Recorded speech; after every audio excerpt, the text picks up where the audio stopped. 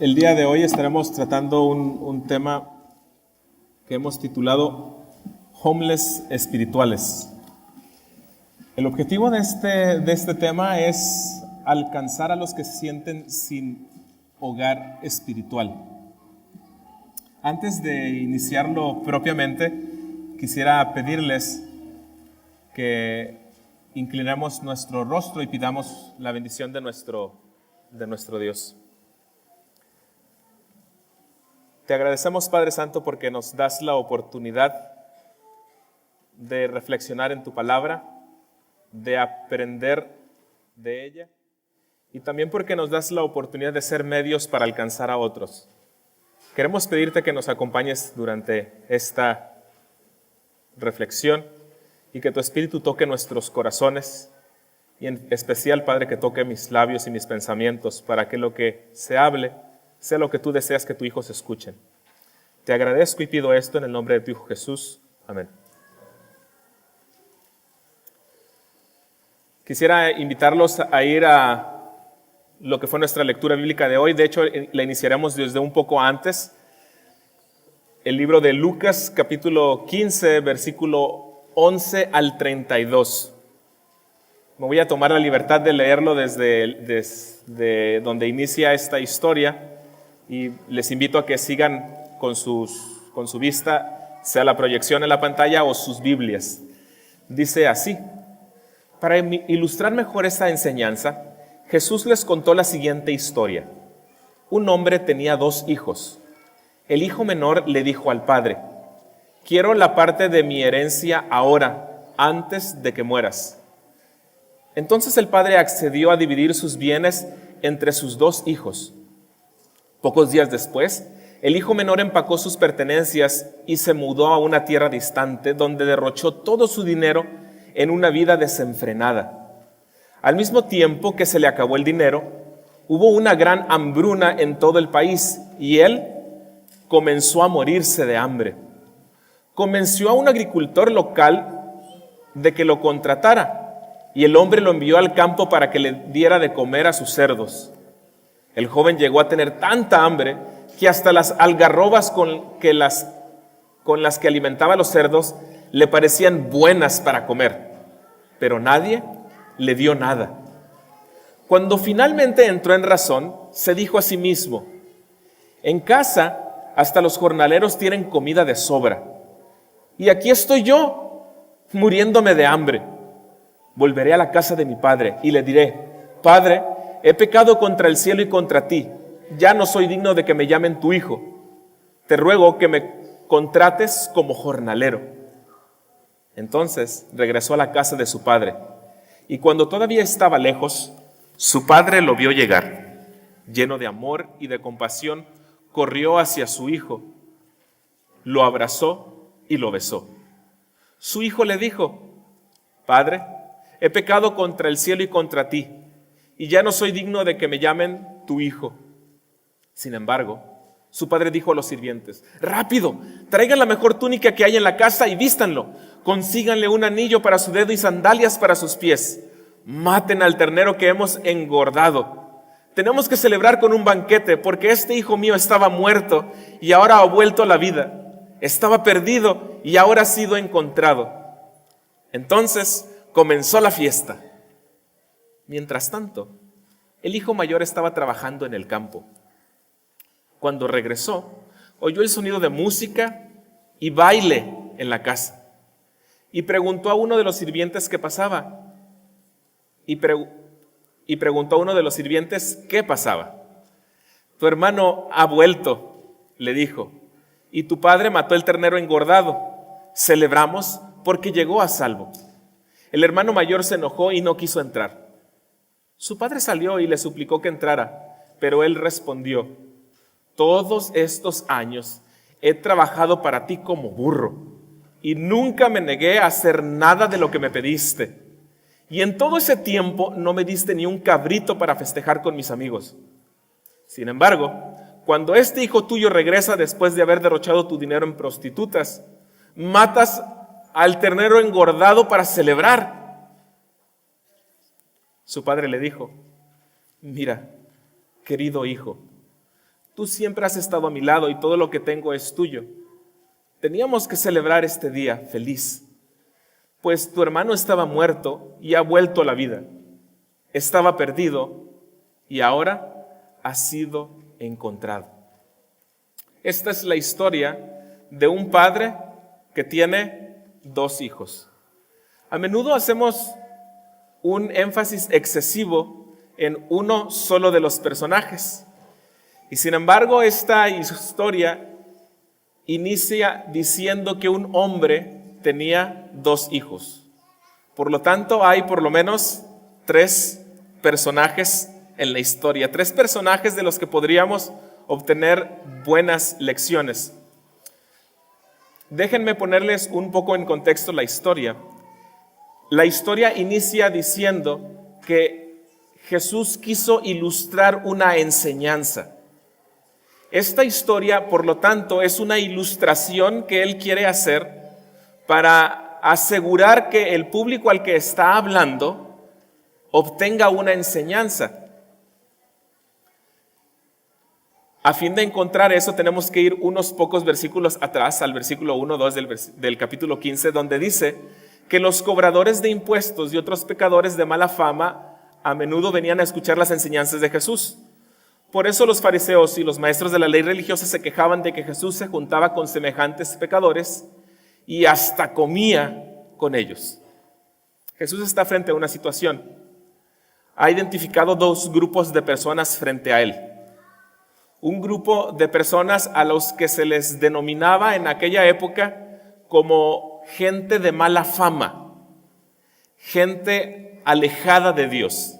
Y por otro lado, tenía un grupo de personas que se autodenominaba cercano a Dios.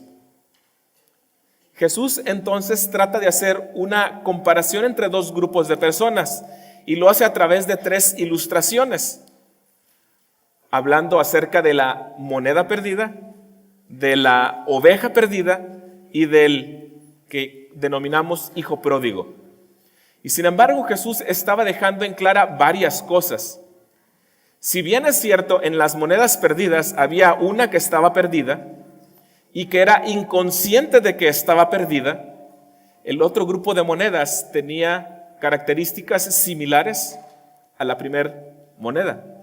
Porque si bien una no sabía que estaba perdida, las otras no sabían que estaban a salvo.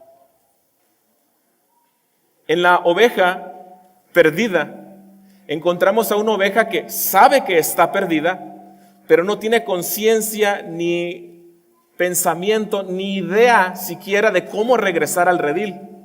Pero por el otro lado, tenemos también a un grupo de ovejas que no saben por qué están en el redil.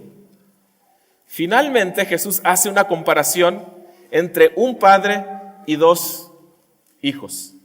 Sería bueno que analizáramos a estos 2 hijos por un momento. Del hijo menor se nos dice que éste no aprecia al padre. Él le dice: antes de que muera necesito tu dinero. No te necesito a ti, necesito tu dinero. Y no quiero entrar en problemas con mi hermano por el dinero. Me lo quiero el dinero ahora, antes de que tú te mueras. Básicamente le está diciendo a su papá: pues muérete, ¿no? De una manera muy amable le dice: pues muérete, pero antes de que te mueras dame el dinerito, ¿no? Además se nos dice de este hijo que es infeliz. Él no está a gusto en su casa. Se nos dice que en cuanto recibió el dinero, poquitos días después, se va. Además se nos dice que no entiende su lugar en casa. Recordarán que algún tiempo después escucha hablándose a sí mismo, y la Biblia dice que él regresó en sí o volvió en sí, como que la forma como estaba viviendo su vida hasta ese momento no la entendía del todo, por lo tanto no entendía su lugar en casa. Fue hasta que comprendió la calidez de la casa cuando él se dio cuenta que él era alguien importante y que en la casa había un ambiente feliz que hasta los sirvientes disfrutaban. ¿Cuánto más un hijo? Además, se nos dice que él se va de casa. Como no entiende su lugar en casa, él se va.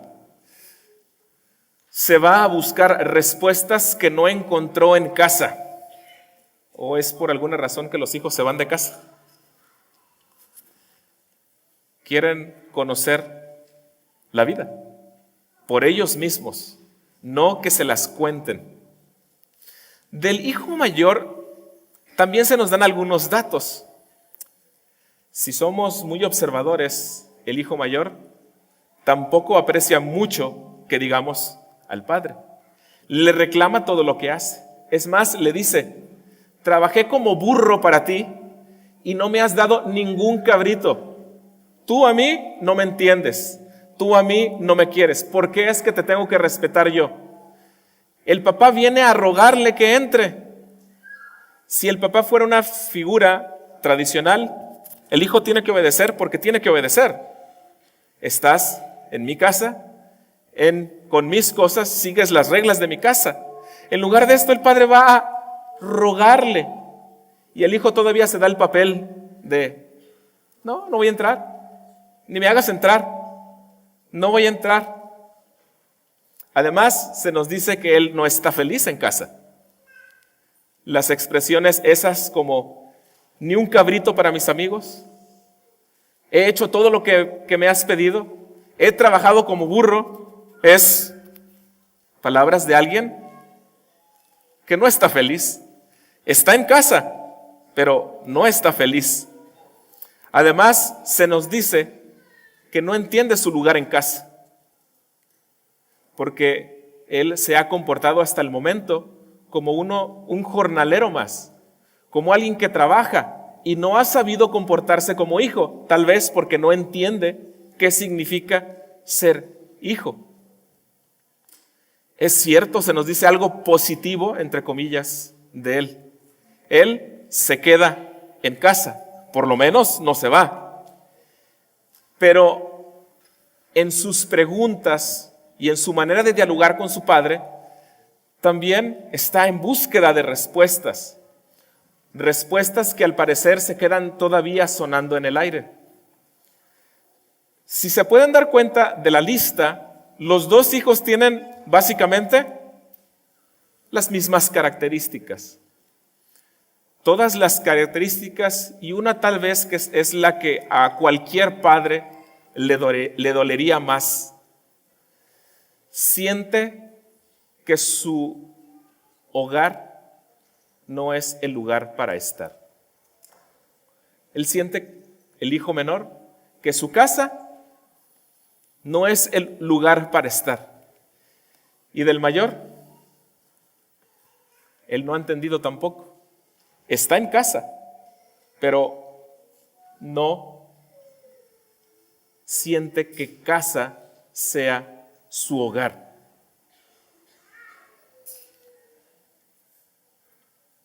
Estos jóvenes se sienten sin casa, sin hogar, homeless espirituales.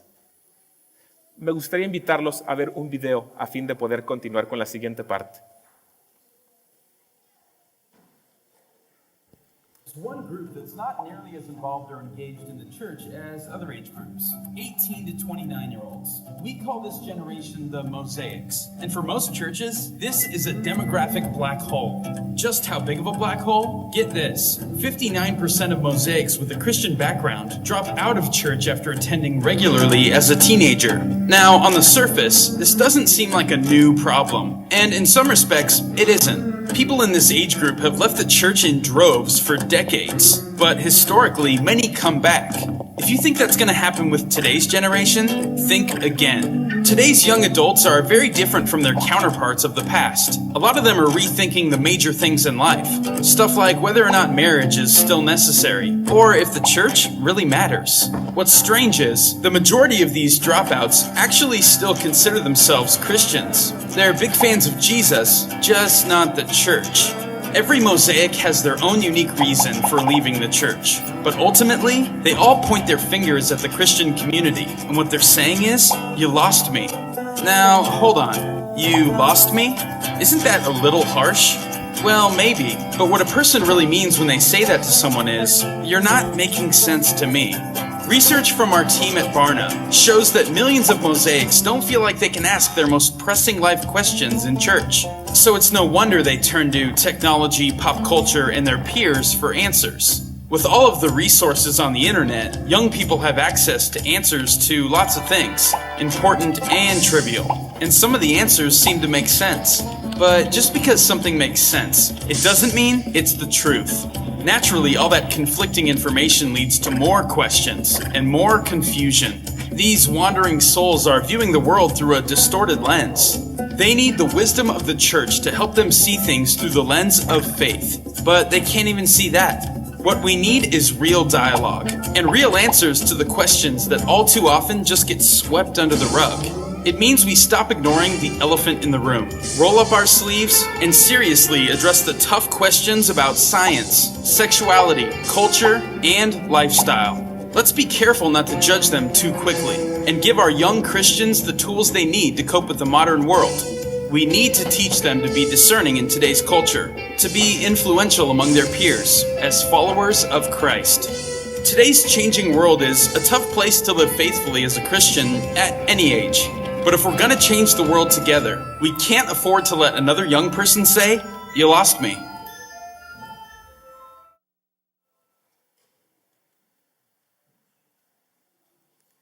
Tal vez quienes podrían encontrar una semejanza con la parábola de los hijos que se sienten homeless espirituales, sean tal vez más nuestros jóvenes que se encuentran entre nosotros.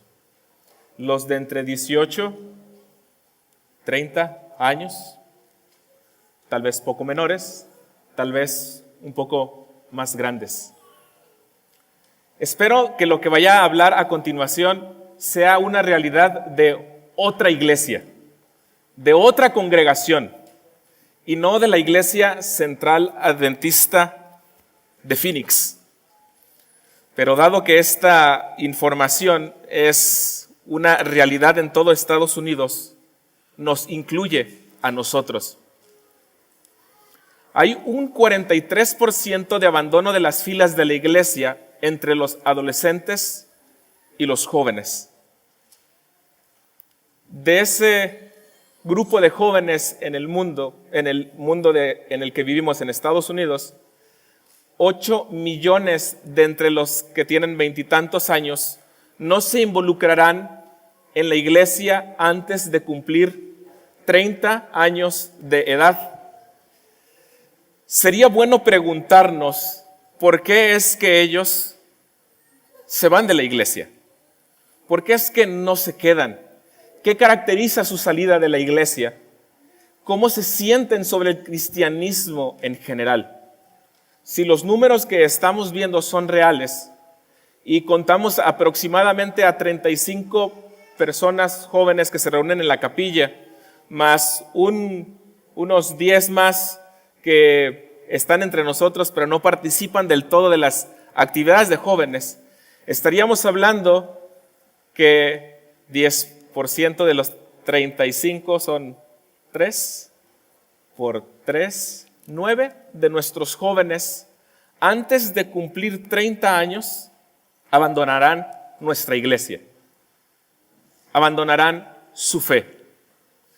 Esto antes de cumplir 30 años.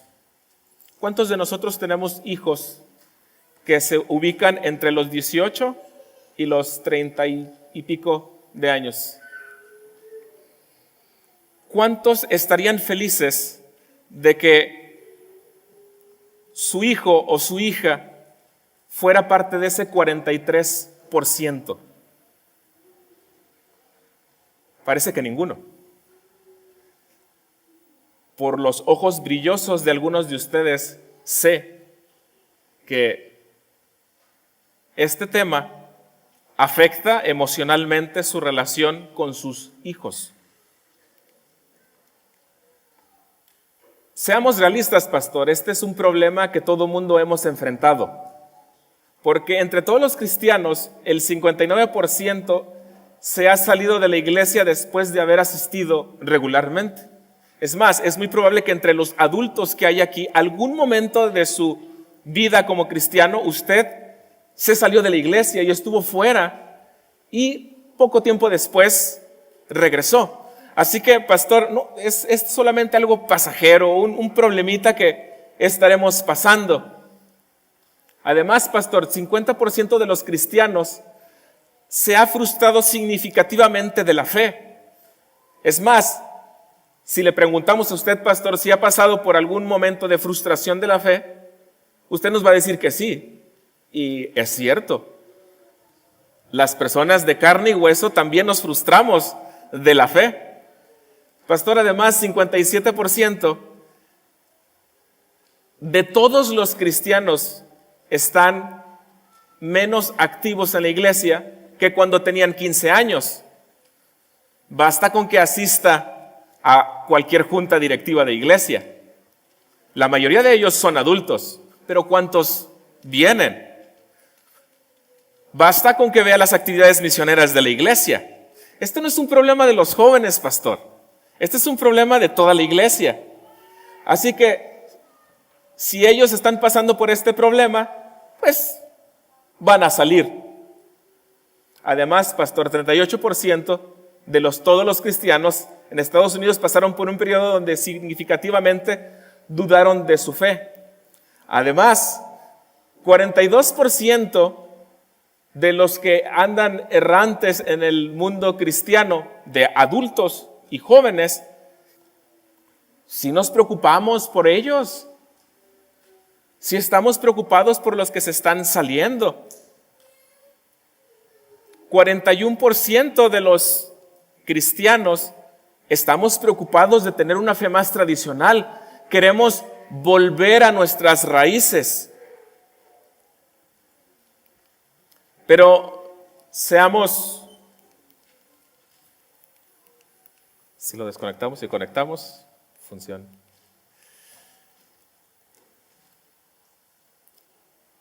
Pero seamos realistas. Nuestro mundo ha cambiado significativamente que cuando la mayoría de nosotros adultos éramos niños.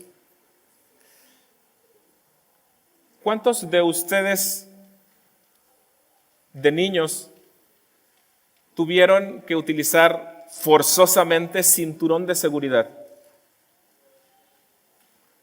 Si tengo que hacer que levanten las manos, encontrarán que solamente los de entre 18 y 30 años alzarán su mano. Pero los mayores de 30, 35 en adelante, ¿cuál era el problema de ir en el asiento trasero del carro brincando y gritando? ¿Cuál era el problema? ¿Qué esperanzas que alguno de nuestros hijos quieran o tengan que hacer eso ahora? Si mi esposa ve a cualquiera de sus dos niños saltando en el asiento de atrás, es más, no tenemos que decir nada. Mi niña se asusta cuando ve pasar una patrulla y ella está inquieta. Piensa que la patrulla la puede parar porque ella va jugando y su papá también se tensa. No vivimos en el mismo mundo, ¿o sí? Pero mi niñez fue totalmente diferente a la de ellos. Cuando hablamos de jóvenes en la actualidad, y de jóvenes cristianos, tratamos de ubicarlos, o se ha visto bien tratarlos de ubicar entre ciertos patrones que ellos presentan a la hora de ser entrevistados y se dialoga con ellos. Usted puede ubicar a 3 grupos gruesos de jóvenes. No es un afán de etiquetarlos, sino se ha visto que sus historias son semejantes en cierta forma. Entre los jóvenes podemos encontrar a los que se ha denominado como los pródigos. El nombre tal vez conviene por la historia que ustedes escucharon al inicio. Son aquellos que han dejado la iglesia como cristianismos, ya no se identifican como cristianos. ¿Usted conoce alguno? ¿Alguno que vino a la iglesia, se sentó en estas bancas, pero ya no, gracias? Además están los nómadas, aquellos que han puesto a un lado por lo pronto el cristianismo. No es que no estén convencidos del cristianismo, simple y sencillamente no quieren estar comprometidos del todo en la iglesia. No están activos en la iglesia. Probablemente se sienten aquí entre nosotros, pero su actividad dentro de la iglesia es cero, nula, y usted no los va a poder invitar a participar. Una de las juntas alguien nos comentó y nos dijo: pastor, para el ministerio de proyección yo sabía que podía contar con jóvenes, porque los jóvenes son aquellos que tienen habilidad para agarrarle rápido las computadoras. Fui, los invité y me dijeron gracias, pero no gracias. Saben hacerlo, saben que es útil, pero no están activos pero no se consideran no cristianos. Son cristianos, se consideran a sí mismos cristianos. Y finalmente está el otro grupo, los exiliados. Tal vez para tomarlo como ejemplo, como Daniel y sus amigos que vivían en un mundo cristiano y fueron arrebatados de esto y fueron llevados a un país con costumbres totalmente ajenos a ellos y se encuentran entre la espada y la pared.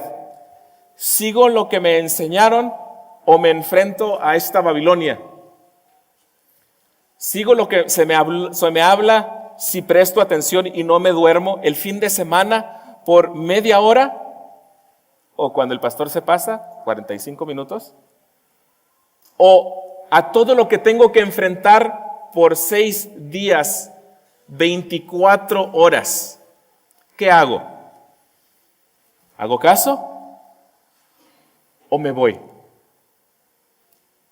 De nuevo, me gustaría estar hablando de otra congregación, de otra realidad, pero tenemos que ser realistas. Entre nuestros jóvenes se encuentran estos 3 grupos. Lo que duele más a uno es que si se dan cuenta de entre esos 3 grupos, ¿cuántos están enamorados de la iglesia? ¿Cuántos? No parece que hay alguno, ¿verdad?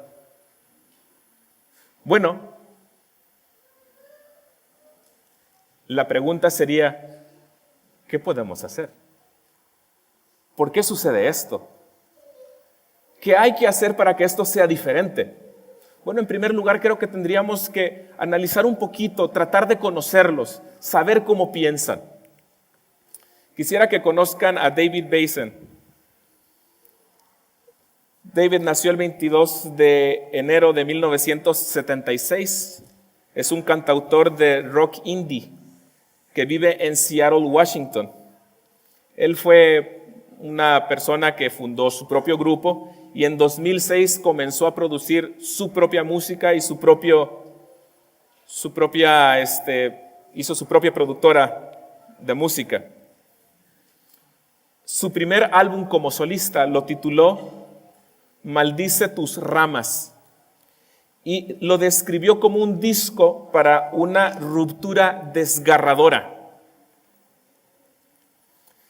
Está bien, todos hemos pasado por una ruptura desgarradora en algún momento, todos los que tuvimos o anduvimos de adolescentes enamorados. Pasamos por una ruptura desgarradora. Solo que David Basin tituló este disco Maldice tus ramas porque estaba rompiendo con Dios y con Jesús y con la iglesia y con todos. David fue criado como cristiano. De hecho, él dice que la mejor influencia en su vida fueron sus papás. Que si sus papás no hubieran sido respetuosos y amables con él se hubiese salido de la iglesia muchísimo tiempo antes. Pero porque sus papás siguen siendo cristianos, trató de aplazar su salida de la iglesia lo más posible hasta que no lo soportó más. Y entonces anunció su ruptura con Dios y con la iglesia a través de un disco que tituló Maldice tus ramas. David Basin tal vez represente bien a los hijos pródigos, los hijos que se van. De entre los jóvenes de la iglesia, 20% de los que se salieron dicen que tuvieron una experiencia negativa en la iglesia o con algún cristiano. ¿Usted se ha visto a sí mismo discutiendo en forma calurosa contra alguien? Yo me encontré esta mañana con alguien discutiendo. Y resulta que si alguien nos vio discutiendo a nosotros dos, tal vez ni supo por qué estábamos discutiendo, pero esa persona se pudo haber lastimado y comúnmente sucede. Nuestras discusiones calurosas no nada más nos afectan a nosotros dos, afectan a los que nos rodean. 20% de las personas que se salen de la iglesia tuvieron una experiencia negativa en la iglesia o con algún cristiano. 21% dicen que las creencias cristianas simplemente no hacen sentido con ellos. Mucho bla, bla, bla, mucho bla, bla, bla, y yo la verdad no entendí ni cero, ni papa. El pastor habló 45 minutos y hasta 50 y pregúntame qué se me quedó. 19% dicen que sus necesidades espirituales no pueden ser suplidas por el cristianismo. Y la pregunta es, si el cristianismo no puede suplir sus necesidades espirituales, ¿qué lo hará? Conozcan a Kathleen Elizabeth Hudson. Bueno, sé que para muchos, para mí es nueva, pero para muchos de ustedes no. Ella cambió su nombre por Katy Perry. Nació el 25 de octubre de 1984 y es conocida como cantante, guitarrista, compositora y actriz estadounidense. Obtuvo fama mundial en el lanzamiento de su álbum One of the Boys en 2008 y sus 3 canciones de ese álbum estuvieron por 52 semanas consecutivas en las Top 100. Las 3 canciones se titularon Besé a una muchacha, Caliente y Frío y Despertando en Las Vegas. De ahí en adelante, sus canciones han estado por 69 semanas consecutivas en los Top 100. Estamos hablando de una personaje exitoso en lo que nosotros llamamos el mundo, entre los de afuera. Pero Katy Perry también es hija de un ministro evangélico. Katy creció en una iglesia hablando en lenguas y escuchando sermones de su papá. Cuando se le entrevistó en 2010 en la revista Rolling Stone, ella pidió que el título de su entrevista fuera Sexo, Dios y Katy.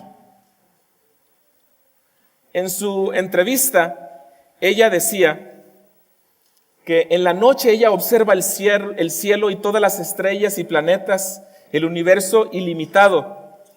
Y cada vez que miro hacia arriba, dice, sé que no soy nada y que hay algo más grande que yo allá arriba. Ella cree en Jesucristo. Ella cree que Jesucristo es el Hijo de Dios. Además, dice que la espiritualidad es muy importante para ella.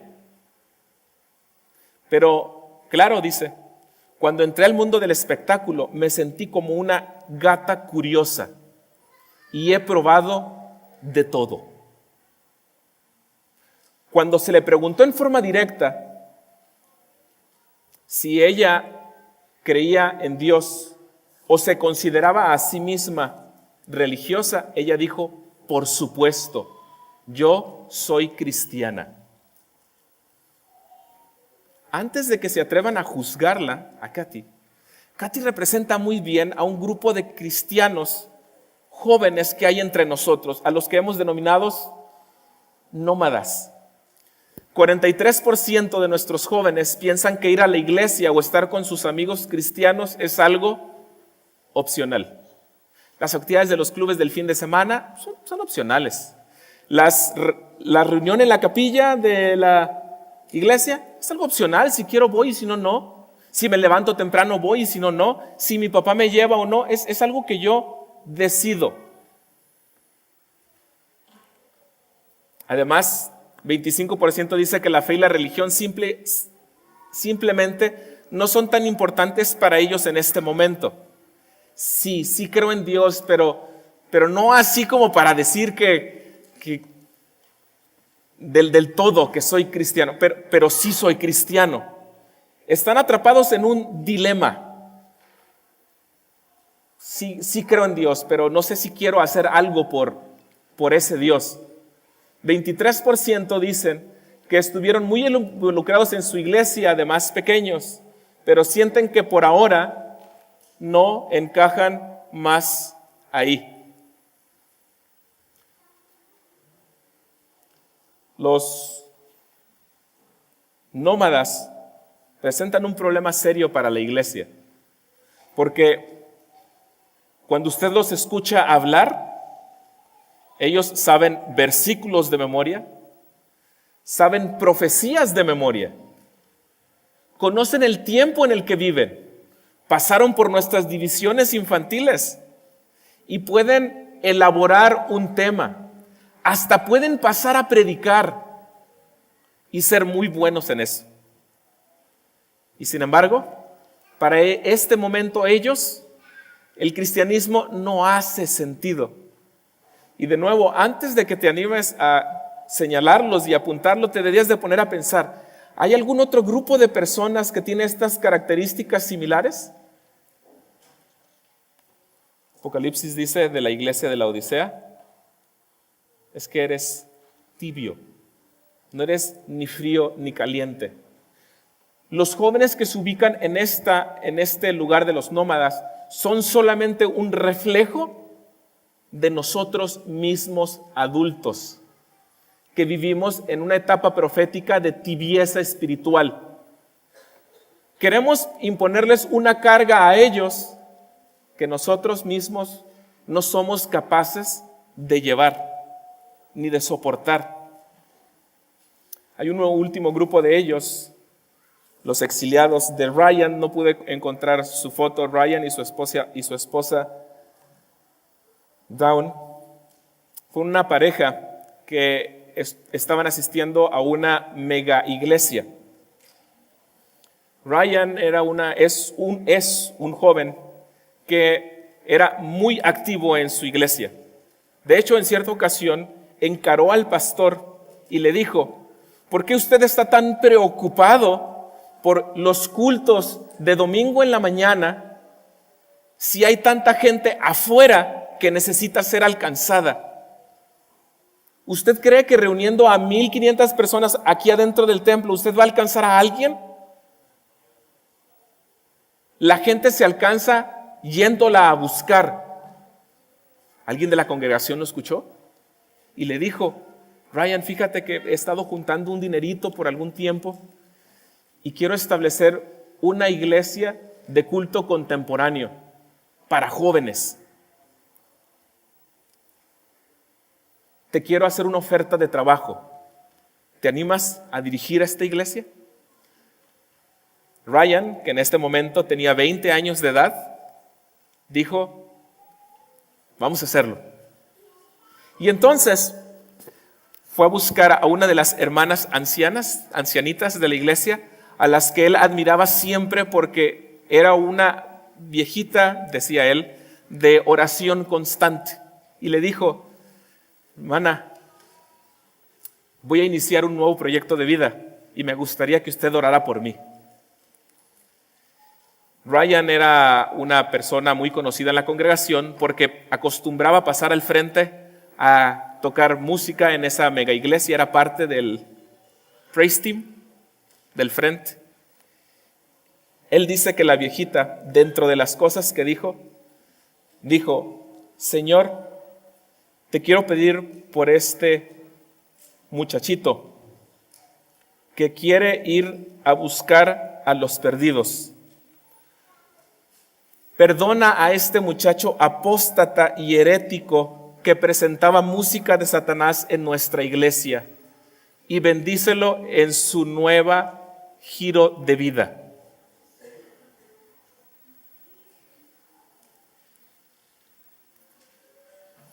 El muchacho, dice él, apóstata y herético que presentaba la música de Satanás en la iglesia. Dice Ryan que básicamente le hizo falta a la viejita decir: muchas gracias porque te lo llevas, Señor. Con el corazón dolido, sin embargo, él quiso seguir adelante con su proyecto de vida. Cierta tarde, después de 2 años y medio de haber iniciado el proyecto, comentaba con su esposa Dawn: ¿por qué será que todos los que vamos y hablamos, con todos los que buscamos y hablamos de Dios, nuestros vecinos, ahora que hemos iniciado este proyecto de vida, quieren hablar nada más de Jesús, de Dios, de espiritualidad, pero todos nuestros otros amigos de la mega iglesia donde íbamos no quieren hablar de nada de esto y nada más critican nuestro trabajo? ¿Por qué será? Su esposa Dawn pasó por un periodo de depresión en esta época. El dinero no era tan fluido como ellos esperaban, ni como se les había prometido. Y él comenzó también a pasó por un momento de desánimo al ver las pruebas que le rodeaban. Así que hace 3 años, Ryan decidió alejarse de la iglesia. Sí está convencido de que hay una labor para hacer por otros, pero también se da cuenta que hay un mundo que necesita una forma diferente de enfrentar. Está queriendo hacer su trabajo, pero es incomprendido por los que le rodean. Se encuentra como los exiliados en Babilonia, queriendo hacer el bien, pero siendo incomprendido por los métodos que está tratando de seguir. De los exiliados, de los jóvenes que podemos clasificar entre estos, 38% dicen que desean encontrar una forma para seguir a Jesús que conecte con el mundo en el que viven, porque en la forma actual como viven y practican su iglesia, no conectan, simple y sencillamente no conectan. 33% dicen que Dios trabaja más afuera de la iglesia que dentro de ella, y ellos quieren ser parte de eso. 32% dicen que quieren ser mejores cristianos, pero no desean apartarse del mundo que les rodea. Sería bueno analizar por qué es que ellos se van. Y no tomaré mucho tiempo en estas, porque cada uno de esos ítems estaremos discutiéndolos dentro de los próximos meses. Y trataremos de evitar, por lo menos de nuestra parte, de enviar el mensaje negativo. Pero hay 6 razones básicas por las que nuestros jóvenes se van. Las iglesias parecen sobreprotectoras. Los cristianos, dicen los jóvenes, demonizan todo lo que no tenga que ver con la iglesia. El cine es malo. Ponerse anillo es malo. Ponerse la falda de tal forma es malo. Peinarse de tal forma es malo. Comer tal cosa es malo. Tomarse de la mano con fulano es malo. Abrazar a fulano es malo. Todo es malo, todo es malo. Cuando todo es malo, finalmente, nada es malo. Esa es la realidad. Y nuestra sociedad nos ha formado como iglesia de una manera similar. Vivimos en una sociedad en donde se sobreprotege a los hijos. Solo al azar, ¿cuál sería el promedio de entre los adultos mayores de 40 años de edad cuando ustedes salieron de su casa, de su hogar? Cuando se hicieron independientes. Me atrevo a decir que entre los 18 y 21 años. Algunos bastante antes y algunos un poquito después, pero de entre 18 y 21 años. La edad promedio de la actualidad para que un joven se haga independiente son los 30 años. 30 años. De hecho, siempre el pastor Trevedán decía que la mamá llegaba con el hijo y le decía, ¿dónde está bebé? Mamá, por favor, deja de hacer eso. ¿Dónde está bebé? Mamá, por favor, deja de fastidiarme. ¿Dónde está bebé? Mamá, tengo 35 años, deja de hacer eso. Pues lárgase y váyase a trabajar, hijo. Ah, sí, pero si usted tiene un hijo de 23, 24, 25 y usted sigue siendo responsable de él, y algo nos dice que usted no está dispuesto a cortar el cordón umbilical para dejar que él se enfrente a la vida por él mismo, que aprenda a golpearse por él mismo. No queremos proteger del todo a nuestros hijos. Lamentablemente, esa sobreprotección rompe tu relación con tus hijos. Y esa sobreprotección como iglesia provoca que nuestros jóvenes quieran irse de entre nosotros. Otra razón grande por la que los jóvenes se van es porque su experiencia sobre el cristianismo es superficial. Dicen los jóvenes, la iglesia es aburrida, con A mayúscula y en negritas. Es súper mega aburrida. Basta con que te sientes en la parte de atrás y voltees hacia el frente y veas que todo mundo está cabeceando todo el servicio. Si un adulto lo encuentra aburrido, ¿qué esperanzas tengo yo de encontrar algo interesante en ese culto? Seamos honestos, dicen ellos. Además, dicen ellos, la iglesia no enseña nada que tenga que ver con lo que yo quiero ser en la vida. Yo quiero ser chef. ¿Y cuándo van a hablar en la iglesia de ser chef? ¿Cuándo? Quiero ser aviador. ¿Cuándo van a hablar en las historias misioneras? ¿Allá en África? La iglesia no tiene nada para mí. Es algo que es ajeno para mí. Así que todas esas platiquitas para mí son superficiales. Lo peor de todo es que el 20% de los jóvenes que se van porque piensan que la iglesia o que su experiencia sobre el cristianismo es superficial, dicen que Dios parece estar ausentes de su experiencia en la iglesia. Eso quiere decir que cuando vienen a este lugar y se reúnen con la iglesia, ellos no encuentran a Dios ni en el predicador, aunque me duela, ni entre las bancas, entre sus hermanos, porque no logran verlo a través de ellos. Otros se van de la iglesia, una minoría, pero se van por esta razón, porque en la iglesia, cuando se habla de ciencia, se habla como que se sabe todo, la iglesia se sabe todo. Parece que no agarran una revista de ciencia. Y si por alguna razón alguien intenta decir que el mundo evolucionó de algo, rápidamente, este es pecador, este está mal.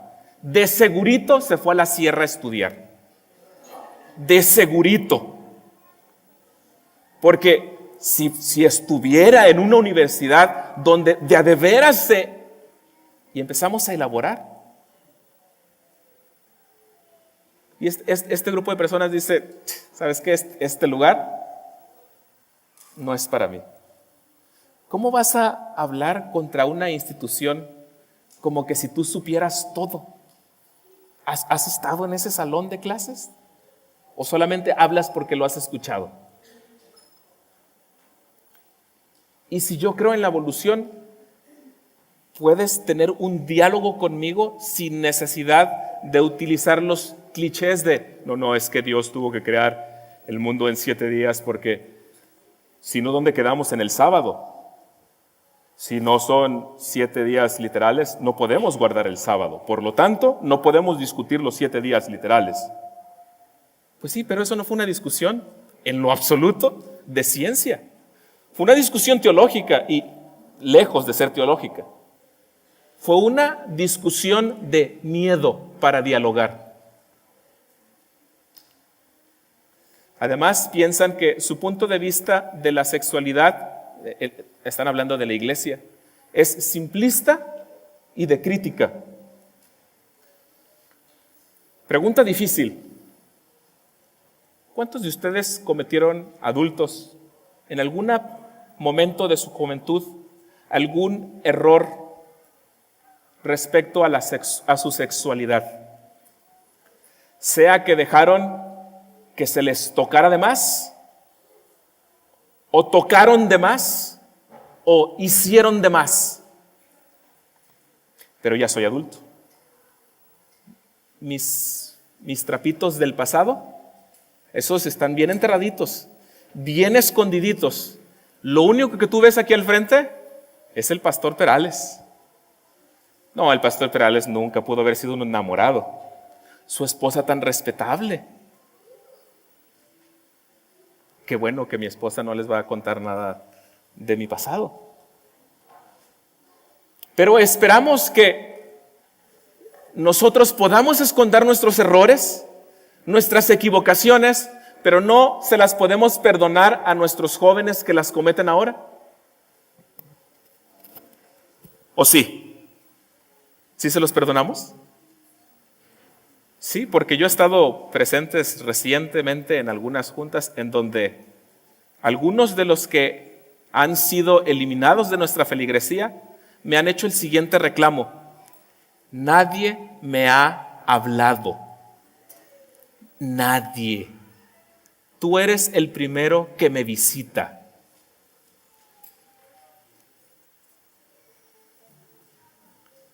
Seamos realistas.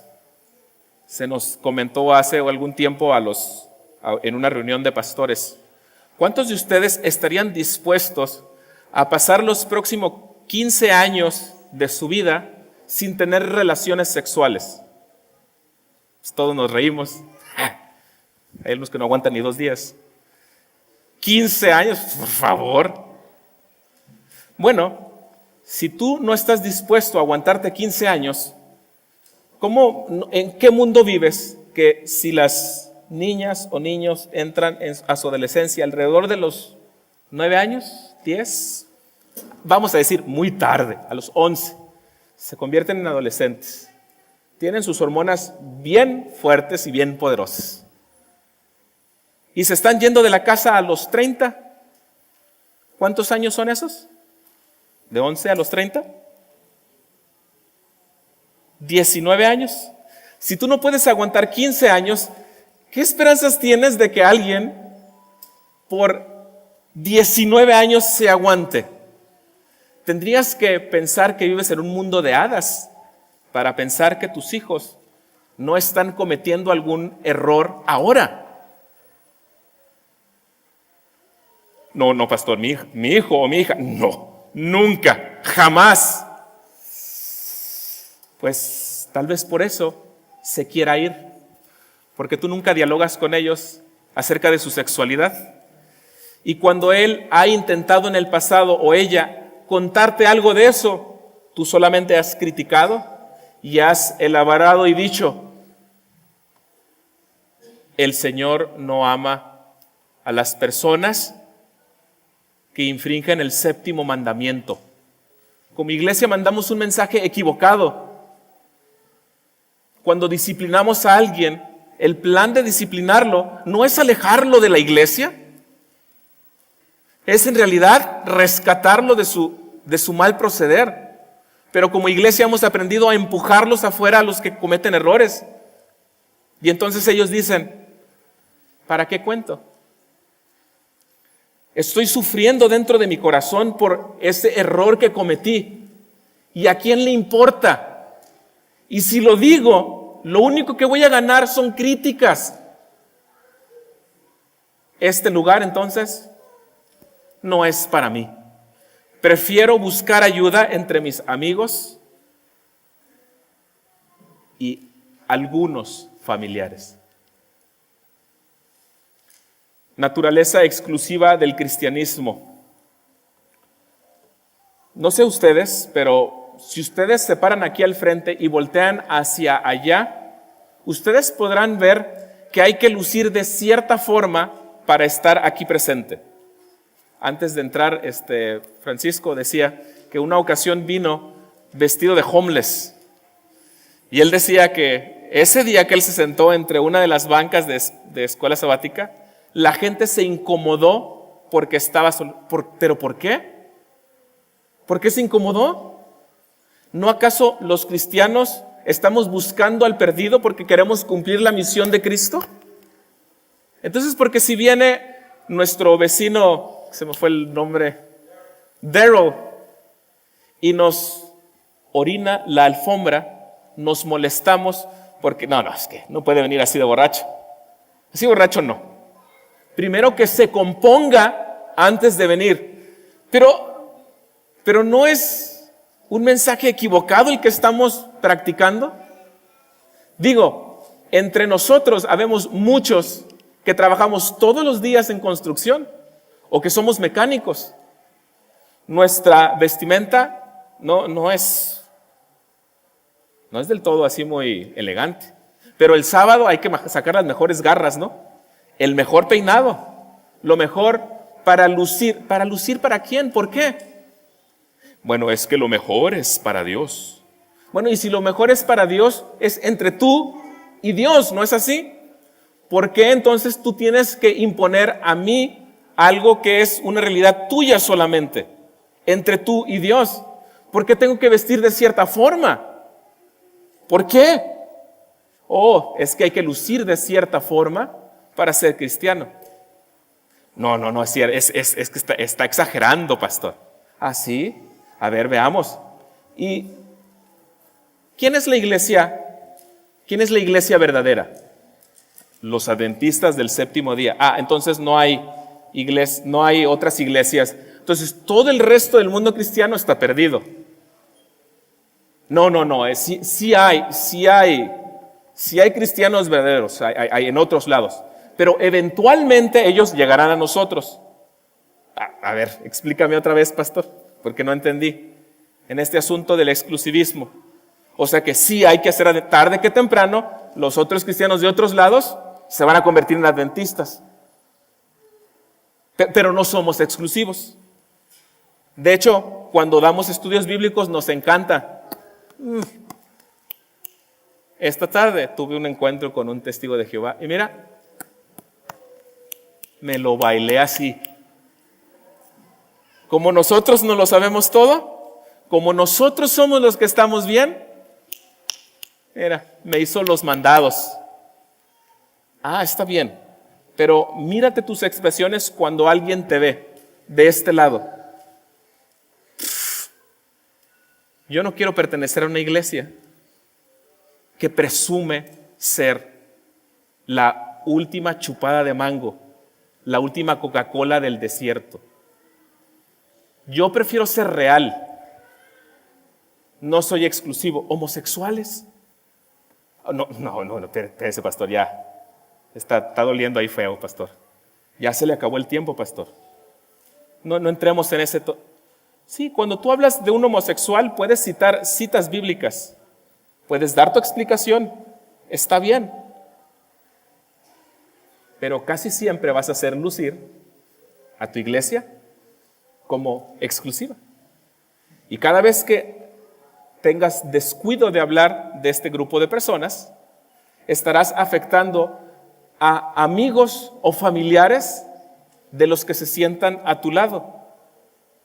Yo sería un poco más prudente al hacerlo, para evitar ser exclusivo. Y finalmente, la iglesia es poco amigable para los que dudan. Aquí hay que decirle sí a todo y amén a todo lo que el pastor diga. Si el pastor dice algo que a mí no me convence, de todos modos tengo que decir amén, para que mi papá no se sienta mal. Porque si yo digo, a mí se me hace que lo que el pastor dijo no está no sé. No critiques al pastor, hija.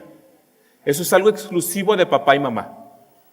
Hijos no tienen derecho. Es más, mi hija, por favor, frente a los hijos no. Yo sí puedo dudar, pero mis hijos no. Yo sí puedo disentir con el pastor, pero mis hijos no. Mis hijos marcando el paso. Bueno, pero yo tengo dudas. ¿A quién se las expreso? ¿A quién se las digo? Cuando empiezo a decir, no te preocupes, hijo. Dios ama al pecador. No te preocupes, encontrarás respuesta. No le diste respuesta a sus preguntas. Solamente lo apapachaste y creíste que hiciste todo. Cuando nos enfrentemos a estas situaciones, tenemos que pensar tal vez en la reacción del padre de nuestra historia inicial. Podríamos aprender de este padre bastante. Si ustedes recuerdan, este padre de la historia inicial no juzgó a ninguno de sus hijos. Cuando su hijo pródigo regresó después de haber estado con prostitutas y después de llegar todo quebrado, literalmente, no le dijo, no se cruzó de brazos y le dijo, ahora sí, ¿verdad? Ahora sí. Alguien alguna vez dijo que el padre de esta historia no pudo haber sido hispano, porque el papá hispano no hubiera reaccionado igual. Sí, ahora sí regresas. Mira, pero cuando yo me puse a llorar y te fuiste, ¿dijiste algo? Ahora sí, ¿verdad? Ahora sí vienes. Pues, pide disculpas. ¿A poco crees que así, tu discursito ese que practicaste? Dilo bien. No escuché. A ver, dime, ¿cómo? No, padre, no juzgó a nada, ni siquiera al hijo mayor, cuando le empezó a decir, yo he trabajado aquí como burro. A ver, espérate. ¿Y quién te mantuvo todo el tiempo antes de que empezaras a trabajar? A ver, dime. No se puso a discutir con el hijo. Solamente dice que le hablaba amorosamente, lo abrazaba, le rogaba. El padre además mantiene un ambiente apropiado en su hogar. Se encuentra esperando a su hijo que se va, dialoga con el hijo que se queda, es compasivo con los errores de sus hijos y evita reclamos innecesarios. ¿No tendría muchas lecciones este padre que darnos en la forma como tratamos nosotros a nuestros jóvenes? La historia del padre y sus dos hijos es la historia de la humanidad en realidad. El Padre, nuestro Dios, nos trata en forma compasiva a todos. ¿No esperará lo mismo de nosotros con nuestros hijos? ¿Con nuestros jóvenes? En los próximos meses estaremos elaborando acerca de qué podemos hacer como iglesia. Estaremos elaborando sobre 5 temas y sobre 5 características de un ambiente que deseamos propiciar en nuestra iglesia central. Queremos promover un ambiente para relaciones significativas. Queremos que nuestros jóvenes vean entre los que estamos aquí sentados a un amigo o amiga. No queremos que se vayan porque no encontraron un amigo entre nosotros. Además, Queremos enseñar discernimiento cultural. Queremos que la iglesia haga sentido en la vida de nuestros jóvenes. No queremos ser sobreprotectores de ellos y darles un listado de lo que queremos que no hagan. Queremos darles la oportunidad que enfrenten la vida real y que comparten con nosotros sus errores, sus alegrías, sus éxitos. Además, queremos hacer de la mentoría inversa una prioridad. Elaboro solo un poquito en esto. Los adultos somos, y me estoy incluyendo, somos muy presumidos en cuanto a nuestra posición de liderazgo. Es más, ya la palabra líder ya me pone encima de un grupo de personas. Jesús en realidad fue al revés, ¿no? Él dijo que si querían servir, que si querían mandar, tenían que ¿qué? Tenían que servir. Y se inclinó para lavarle los pies al que lo iba a entregar. Pero aquí estamos nosotros. ¿Cuántos jóvenes quieren participar en el ministerio de proyección? Vengan, les vamos a enseñar.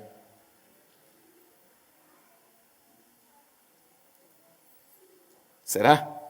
Y Eridan es bueno, es muy bueno. Pero siempre hay un geek que le dicen. Rapidito. De la nada. Pastor, tenemos esta propuesta queremos enseñarle a nuestros jóvenes para que lleven esta serie de cursos para que sean ancianos de iglesia. Ya nosotros somos los importantes y nosotros les vamos a enseñar a ellos cómo hacer el trabajo de ancianos. Créeme que si te atrevieras a preguntar poquito qué ellos opinan de qué es un anciano y cómo se hace su labor, te van a dar una lista bien larga de cómo se hacen de a de veras las cosas. Si quisieras hacer un ambiente apropiado, es mejor que tú te estés dispuesto a invitar a alguien de los jóvenes para que te enseñe a ti, que hace tiempo él ya ha pensado en lo que te puede enseñar. Créeme, ya lo han hecho conmigo. Abrazar el potencial del discipulado vocacional. Es hora de que comencemos a hablar de otras áreas fuera de las de ser pastor, ser médico, ser misionero. Como que si el mundo real en el que vivimos nada más tuviera cabida para estos tres ministerios, maestros. Porque los maestros, los pastores, los misioneros, hasta el cantito dice, ¿no? Avión volando por el cielo. Pastores lleva, doctores lleva para él, maestros lleva para eso, pero chefs lleva para... No tiene sentido. No cabe en el corito, ni la sílaba agarra. Necesitamos hablar cómo otras áreas de servicio, cómo se puede utilizar su área vocacional para servir a Dios. Necesitamos facilitar la conexión con Jesús, porque de la forma como lo hacemos no funciona. Yo sé que ustedes están relacionados con ese signo de ahí. Hablamos de que en la iglesia debe haber confraternización, debe haber testimonio, estudio de la Biblia y debe haber misión mundial. Y cuando usted analiza la lista anterior, se da cuenta que, pastor, es lo mismo, ¿no? Ok. Y si es lo mismo, ¿por qué no está funcionando? ¿Será porque no nos hemos dispuesto como Jesús a ponernos una toalla a nuestro alrededor y lavarle los pies a nuestros jóvenes? Dentro de los próximos meses como iglesia estaremos participando de ciertas actividades. La primera de ellas, que se llevará a cabo en el mes de mayo, el 3 de mayo de este año, se está llevando a cabo esta conferencia titulada 99.1, que es una conferencia para jóvenes y para líderes de la iglesia. Todos los miembros de la iglesia estarán invitados este fin de semana. El pastor Ben Lindquist estará tratando algunos temas pertinentes para entender a nuestros jóvenes y crear un ambiente apropiado en nuestra iglesia. Este evento está organizado por el Departamento de Jóvenes Adultos de nuestra conferencia. Además, estaremos invitando a algunos de ustedes ya a leer 2 libros interesantes. Me perdieron y Casi Cristiano. ¿Por qué los jóvenes se van de la iglesia? ¿Y de qué me sirve saberlo? Y Casi Cristiano. ¿Cómo le hago para alcanzar a los jóvenes de lo que yo llamo afuera? ¿Cómo le hago? Pensamos y creemos firmemente que son herramientas que cada uno de nosotros debería de saber. Además, queremos empezar un diálogo intergeneracional. Mientras iniciamos la lectura del libro Me Perdieron, estamos deseosos de ver algunos videos juntos y de estudiar juntos dialogar algunas preguntas que tal vez duelan, pero que necesitamos hacer entre nosotros. Tendremos una encuesta el 1 de abril del 2014, en donde se estudiará a la Iglesia Central de Phoenix sobre su ambiente propio para los jóvenes o no. Será una encuesta en donde abriremos puertas para que otros puedan ver qué tan dispuestos nosotros estamos para tratar a nuestros jóvenes. Además, sé que este próximo viernes habrá una reunión por la noche en la capilla. Queremos iniciar una serie de actividades con nuestros jóvenes los viernes por la noche. Y deseamos que usted, papá, mamá de nuestros jóvenes, nos apoye, esté al tanto de ellos. Y queremos invitarlos a participar activamente, especialmente a los líderes de nuestra iglesia, a la mentoría inversa.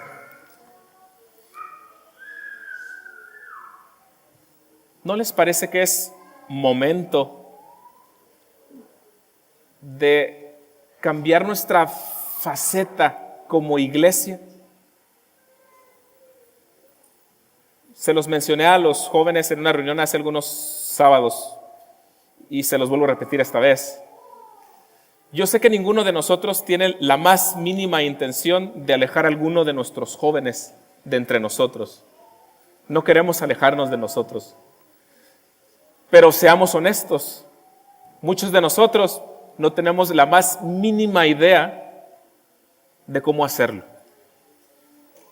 Su servidor está leyendo, preparándose, buscando, y entre más información toco, más me doy cuenta que no sé qué hacer. Pareciera que tengo menos ideas y me doy cuenta de que soy medio presumido a la hora de querer trabajar por otros. Creo que es momento de que como iglesia avancemos por rescatar a estos jóvenes que son nuestros. Jóvenes, les pedimos disculpas por las formas no apropiadas como les tratamos. Queremos decirles que los queremos entre nosotros. Queremos que nos enseñen a ser iglesia. ¿Están conmigo, papás? ¿Están conmigo, adultos? ¿Les parece? ¿Me permiten orar por nuestros jóvenes? ¿Sí? Si usted tiene un joven ahí cerquita, acérquese con él, póngale la mano tal vez en su hombro, oraremos por ellos. Oremos. Te agradezco, Padre Santo, porque nos das la oportunidad de tener jóvenes entre nosotros. Gracias porque nos das la oportunidad de pasar la estafeta a ellos, porque nos das la oportunidad de ser partes de su liderazgo. Ayúdanos, Padre, a que seamos o propiciemos un ambiente adecuado para ellos. Cada uno de ellos es una historia diferente.